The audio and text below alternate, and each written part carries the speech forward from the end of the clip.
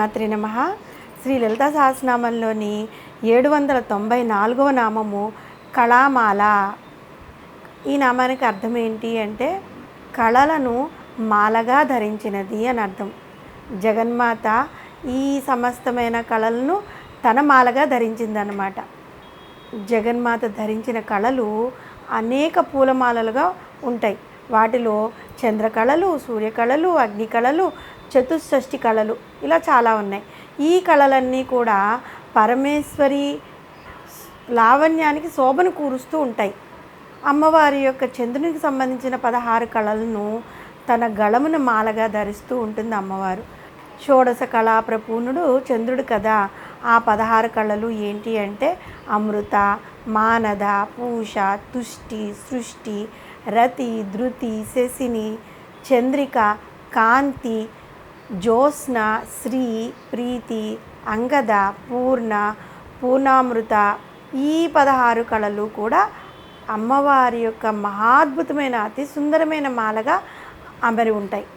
ఈ షోడశ కళలను ధరించి అమ్మవారు షోడశ కళా ప్రపూర్ణ అయింది. ఈ 16 కళలకు నిత్యం ఆరాధించవలసిన దేవతలు కూడా ఉన్నారు. వారిని నిత్యాదేవతలు అంటారు. మొత్తం 16 మంది. 15 నిత్యలను త్రికోణంలో ఒక్కొక్క రేఖ యందు 5 చొప్పున పూజించి 16వదైన లలితా త్రిపుర సుందరీ దేవిని బిందువునందు పూజించాలన్నమాట. ఈ నిత్యాదేవతల నామాలు ఏంటి అంటే కామేశ్వరి, భగమాలిని, నిత్యక్లిన్న, బేరుండ, వహ్నివాసిని, మహావజ్రేశ్వరి, శివదూతి, త్వరిత, కులసుందరి, నిత్య, నీలపతాక, విజయ, సర్వమంగళ, జ్వాలామాలిని, చిత్ర. 16వ నిత్యాదేవత మహానిత్య.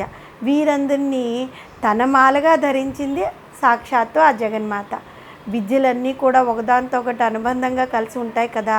అటువంటి చతుషష్ఠి కళలను తన గళముల్లో మాలగా ధరించింది సాక్షాత్తు ఆ జగన్మాత. ఈ కళలన్నీ కూడా విడివిడిగానే ఉన్నప్పటికీ వాటి సమిష్టి రూపమే కళామాల. వీటిలో చతుషష్ఠి విద్యలు వేరుగా ఉంటే చతుషష్ఠి లలిత కళలు వేరుగా ఉన్నాయి. వీటిలో చతుషష్ఠి విద్యలను వివరించే శ్లోకము కూడా ఉందన్నమాట. వేద వేదాంగేతిహాసాగమ న్యాయా కావ్యాలంకార నాటక గాన కవిత్వ కామశాస్త్ర శకున సాముద్రికారత్న పరీక్షా స్వర్ణ పరీక్షా స్వలక్షణ గజలక్షణ మల్ల విద్య పాపకర్మ దోహళ గంధవాద ధాతువాద ఖనీవాద రసవాదాగ్నిస్తంభ జలస్తంభ వాయుస్తంభ ఖడ్గస్తంభ వశ్యాకర్షణ మోహన విద్వేషణోచ్చాటన మారణ కాలవంచన వాణిజ్య పాశుపాల్య కృష్యా నవకర్మలావుక యుద్ధ మృగాయ రతికౌశల దృశ్యకరిణి ద్యుతకరిణి చిత్రలోహ పాషాణ మృద్ధారు వేణు చర్మాంబర క్రియా చౌర్య శద సిద్ధి స్వరవంచిత దృష్టివంచనాంజన జలప్లవన వాక్సిద్ధి ఘటికా సిద్ధి ఇంద్రజాల మహేంద్ర జ్వాలాఖ్య చతుషష్ఠి విద్యా నిషాధ్యాయమాన నిరవధ్య విద్వజ్ఞాన విదోత్తితే. ఈ 64 విద్యలు ఆ తల్లికి కళామాలగా అమరి ఉన్నాయన్నమాట.